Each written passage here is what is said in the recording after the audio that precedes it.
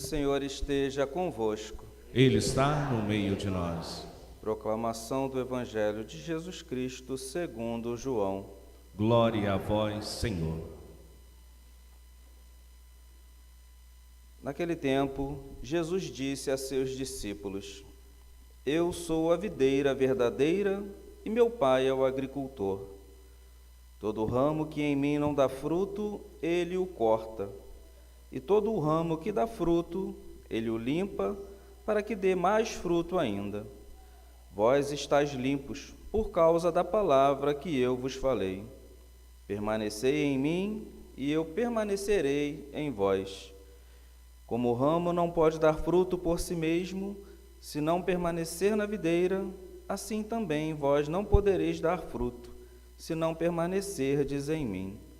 Eu sou a videira, e vós os ramos. Aquele que permanece em mim, e eu nele, esse produz muito fruto. Porque sem mim nada podeis fazer. Quem não permanecer em mim, será lançado fora como um ramo e secará. Tais ramos são recolhidos, lançados no fogo e queimados. Se permanecerdes em mim e minhas palavras permanecerem em vós, pedi o que quiserdes e vos será dado. Nisto meu Pai é glorificado, que deis muito fruto e vos torneis meus discípulos. Palavra da salvação. Glória a vós, Senhor.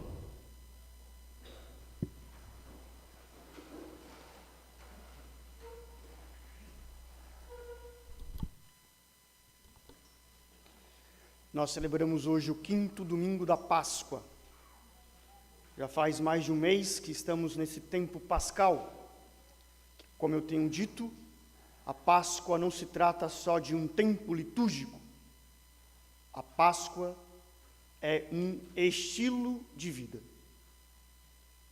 Nós somos homens que voltamos o nosso olhar para o céu, para a vida eterna, para a ressurreição.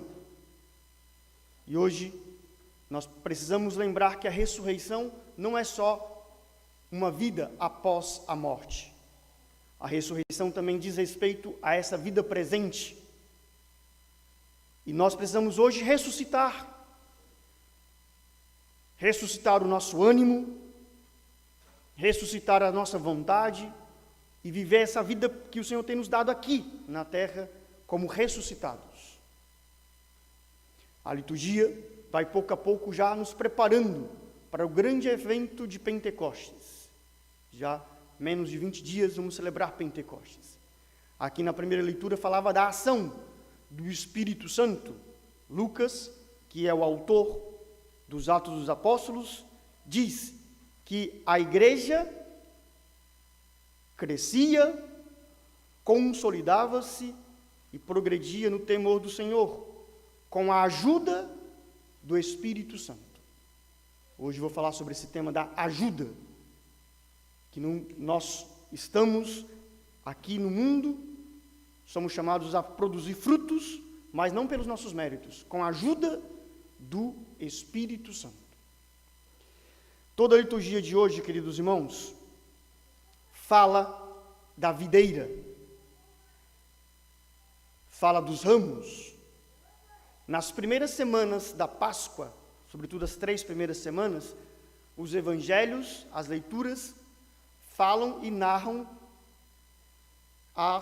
o fato da ressurreição do Senhor, as aparições do ressuscitado. Sobretudo no 4º domingo, a partir do 4º domingo que celebramos domingo passado, a liturgia muda e não fala mais das aparições do ressuscitado. Fala da relação, da união com esse ressuscitado. E nós vimos no domingo passado que essa relação é de pastor com ovelha. É uma relação íntima, de amor, de carinho. E hoje, Cristo sai desse mundo de pastor, de ovelha e fala de plantas. Fala da videira, da vinha, fala de produzir frutos. Hoje eu gostaria de falar, esse tema da homilia hoje, da nossa relação com a videira. E gostaria também de atualizar essa relação da nossa vida em comunidade, que é muito importante essa primeira leitura para iluminar o nosso relacionamento em comunidade, a vida comunitária. Primeira coisa para esclarecer nesse evangelho é que no primeiro momento nós podemos escutar esse evangelho e pensar que nós temos que produzir frutos. Nós muitas vezes somos muito moralistas, exigentes, e pensamos que o Senhor quer de nós frutos. Mas antes de dar frutos, o Senhor nos dá aqui uma receita para que nós possamos dar frutos. E qual é essa receita para nós darmos frutos? Anota a receita. Primeira coisa, para nós darmos frutos, aparece aqui na segunda leitura. São João. Caríssimos, Deus nos dá um mandamento. Qual é o mandamento que o Senhor nos dá? Que creiamos no nome do seu Filho e nos amemos uns aos outros. Muitas vezes nós ficamos só nessa segunda frase. O mandamento é amar o outro, mas só que tem outra coisa fundamental antes. Qual é o mandamento antes de amar o outro? Qual é o mandamento antes de fazer um monte de obras? Crer. Crer em quem? Não em nós. Crer em Deus, que é o Todo-Poderoso. Por isso nós recitamos o credo. Creio, não em mim, não nas minhas obras, não no meu esforço. Creio em Deus Todo-Poderoso. Então, se nós queremos dar frutos, não aqui uma exigência, se nós queremos dar fruto, nós temos que crer em Deus. Segunda receita para nós darmos frutos: permanecer em Deus, permanecer em Cristo.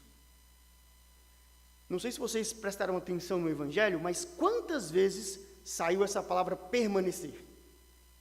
8 vezes. Nos escritos de São João, essa palavra permanecer aparece 68 vezes. Daí a importância de permanecer na igreja.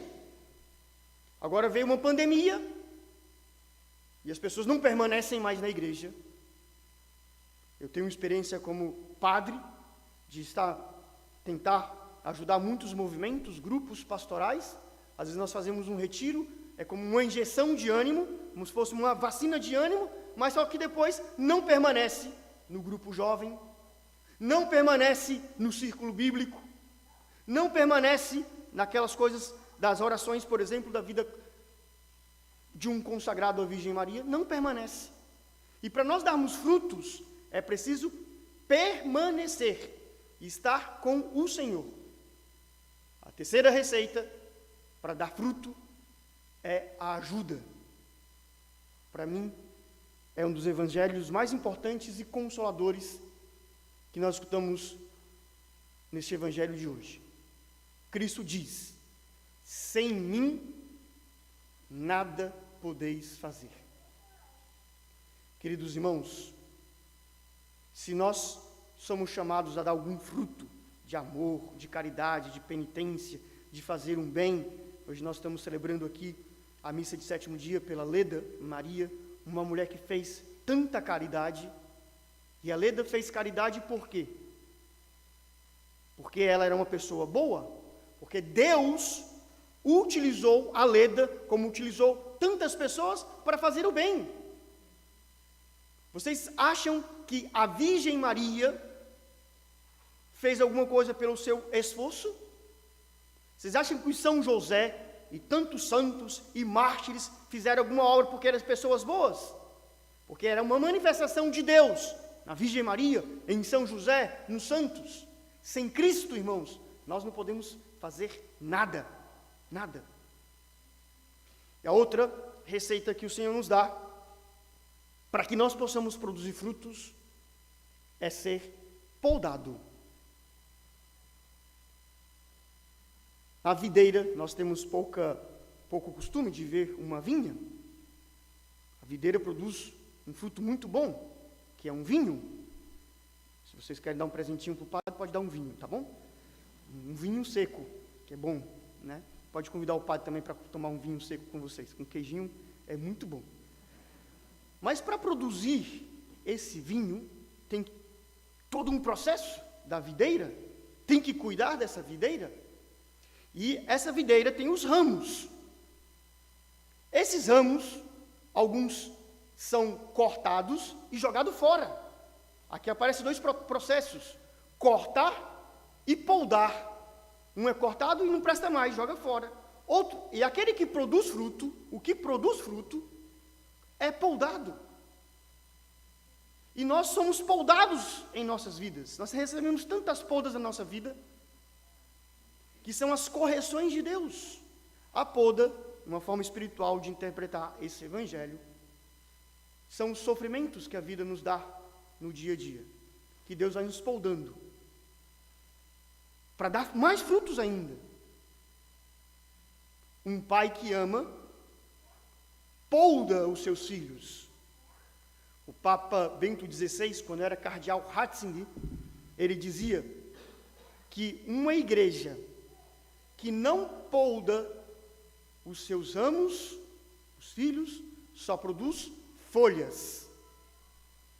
E pode acontecer, irmãos, que nós estamos na igreja cheio de folhas, cheio de aparências, mas não tem frutos.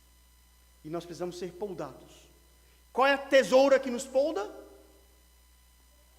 A palavra de Deus. Por isso Cristo começa o evangelho dizendo: vós, discípulos, já estáis poldados pela palavra. A palavra nos polda. A palavra vai dando um corte em nós, até produzir uma vinha linda.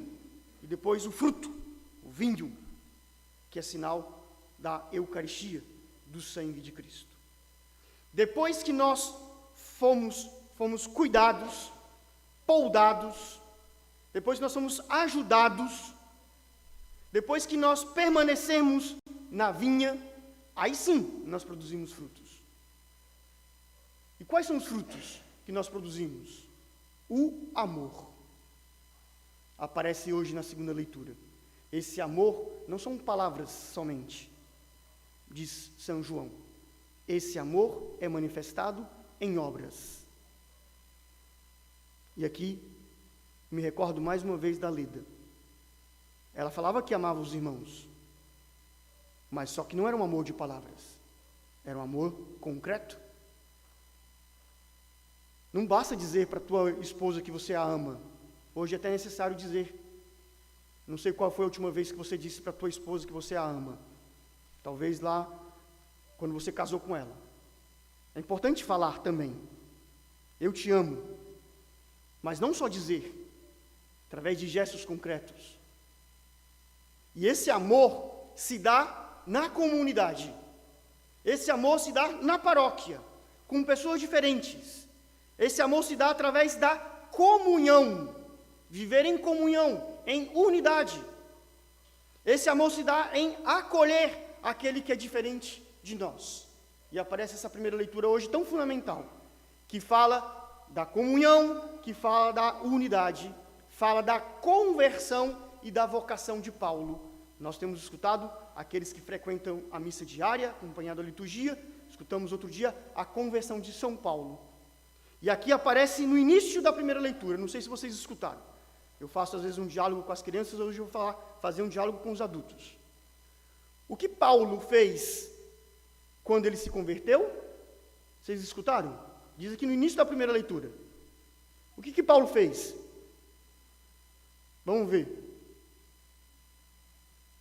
Pedro já escutou, já está ligado na fita já. O que Paulo fez quando se converteu? Vamos ver, chuta. Vocês não escutaram, vou ter que proclamar de novo, né? Diz aqui que Saulo chegou a Jerusalém e procurava juntar-se aos discípulos. Paulo se converteu e foi à procura da comunidade, se juntar à comunidade. Isso é fundamental, porque não existe uma fé isolada, não existe uma fé individual, existe uma fé comunitária. E me preocupa quando algumas pessoas que se dizem da paróquia e saem para fazer outras missões por aí, mas não estão na paróquia? Isso não é comunhão? Isso não é unidade? Nós precisamos nos juntar à comunidade. E agora, por vários motivos, várias circunstâncias, tem pessoas que estão afastadas da comunidade. E assim como nós muitas vezes nos arriscamos para ganhar o pão perecível, é necessário também se arriscar, como se arriscavam os primeiros cristãos, para se juntar e viver a vida comunitária. Viver juntos, que não é fácil. Mas esse amor que nós dizemos que amamos a Cristo, precisa ser verificado. O próprio São João diz, aquele que diz que ama a Deus, que não vê, e odeia o seu irmão que vê, é o mentiroso. Eu posso dizer que eu amo muito Cristo, mas não amo aquele irmão chato da comunidade, eu sou um mentiroso. A fé, irmãos, está ligada a uma comunidade. Paulo, o grande missionário, ele não pregou sozinho, estava unido a uma comunidade, poderia dizer, está unido a uma paróquia. E depois é interessante que as pessoas, diz aqui o Evangelho, não acreditaram, diz aqui a primeira leitura, desculpa, não acreditaram que Paulo fosse discípulo. Aparece aqui a desconfiança da comunidade. No caso de Paulo, por uma razão até, dá para entender, Paulo perseguiu os cristãos, Paulo se aproxima, ele está se aproximando para nos matar, mas nós podemos atualizar também essa palavra no meio da nossa comunidade. Quantas vezes nós não acreditamos no nosso irmão de comunidade? Quantas vezes nós desconfiamos do nosso irmão de comunidade? Essa semana eu escutei um relato de uma pessoa que é muito próprio das pessoas que vivem na situação de casal de segunda união, que se sente rejeitado pela comunidade. Se sente não digno de estar na comunidade. E essa própria pessoa dizia, as outras pastorais, os outros grupos olham de forma diferente para nós, que somos casais de segunda união. Nós somos uma comunidade que acolhe todas as pessoas, independente da sua situação de vida, ou nós somos seletivos? Só essa pessoa pode entrar na igreja, só essa pessoa pode participar da pastoral, só essa pessoa pode entrar no grupo, no movimento. Nós selecionamos as pessoas? Que comunidade nós somos? E aqui aparece uma outra pessoa fundamental que ajudou Paulo a ser integrado na comunidade. Quem foi? Essa é fácil essa pergunta, irmãos. Quem foi? Barnabé. Pelo menos isso. Pelo menos escutaram um pouquinho, né? O Betão está mais próximo aqui do som, da caixa de som, escutou mais, está bem de baixo, né? Barnabé foi o padrinho, poderíamos dizer assim, de Paulo. Graças a Barnabé, Paulo foi inserido na comunidade. E Deus nos ama tanto, irmãos, que às vezes permite um Barnabé da vida, um amigo, um vizinho, um padre, para nós sermos inseridos na comunidade. Quantos Barnabés hoje falta na paróquia? Quantos Barnabés hoje falta nos grupos, nos movimentos, de nós não selecionarmos, de nós não rejeitarmos as pessoas? Que esse quinto domingo da Páscoa, o Senhor nos conceda, queridos irmãos, a união, a intimidade com a videira. Se nós não estamos na videira, nós morremos. Nós temos aqui essas flores bonitas, tirou o girassol lá da plantação, esse girassol daqui uns dias vai morrer. Por quê? Ele não está unido ao seu habitat. E nós também somos assim. Se nós não estamos unidos a Cristo, se nós não estamos na comunidade, nós morremos. E aqui eu quero encorajar aqueles que estão em casa, não estão na comunidade, a se arriscar um pouquinho, porque senão você vai morrer, literalmente. Morrer espiritualmente e fisicamente. Por quê? Você não está unido à videira, que é Jesus Cristo. E hoje o Senhor quer nos dar, queridos irmãos, o seu Espírito Santo. O Senhor quer hoje que nós estejamos unidos a Ele, porque sem Ele, nós nada podemos fazer.